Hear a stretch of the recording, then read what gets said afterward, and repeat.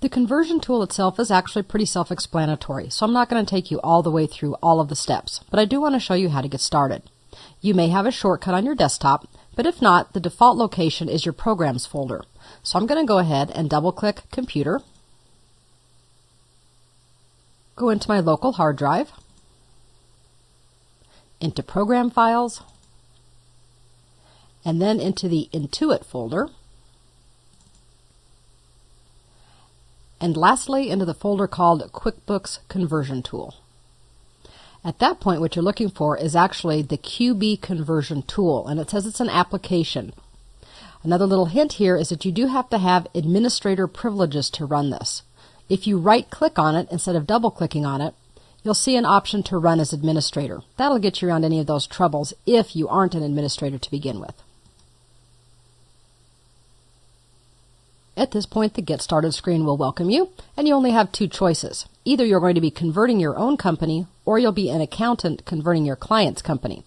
Most of us will probably be the first one, so we'll give that a click, and then we'll click Start QuickBooks Conversion. I'll take you through just one more step, and then I'll leave you on your own to finish the rest, because as I said, it's pretty self-explanatory. You need to choose which type of file you'll be converting, and we only have three options.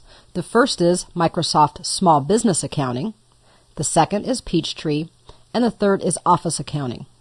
Earlier I gave you some versions that were applicable, but I do want to remind you that things always change, and between the time that we record this and the time you're actually viewing it, there may be different versions that are available. So it's always good to view the Intuit website to see exactly which versions are available, or to run the conversion tool and see what happens.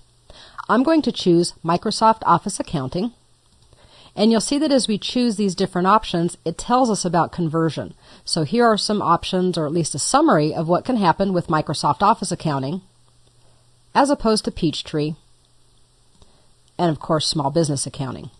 Because each of these programs is its own software with its own fields and functionality. Even though they're all accounting programs, you need to choose the correct file type. After you do, you can click Next, which will take you to the next step, selecting your old file. Let me remind you that in order to use the conversion tool, you not only need to have the other file, you also need to have the other accounting software loaded on your computer. QuickBooks can't make the conversion without the other software. I've chosen Microsoft Accounting and included a Microsoft Accounting file in the Chapter 6 Project Files folder. But in order for you to actually be able to complete a conversion, you will either need to have Microsoft Accounting loaded and then use my sample file, or you will need your own file and the software that originally created it. I realize you may not have that option. If not, then you can look at this process in one of two ways. Either it is good information in case you ever need to do a conversion, or you may not need to worry about it because you aren't converting your records from a previous accounting system. The rest of the conversion tool is actually fairly easy. You'll select your file, answer a few questions, and be presented with the QuickBooks file. Then you'll be ready to go.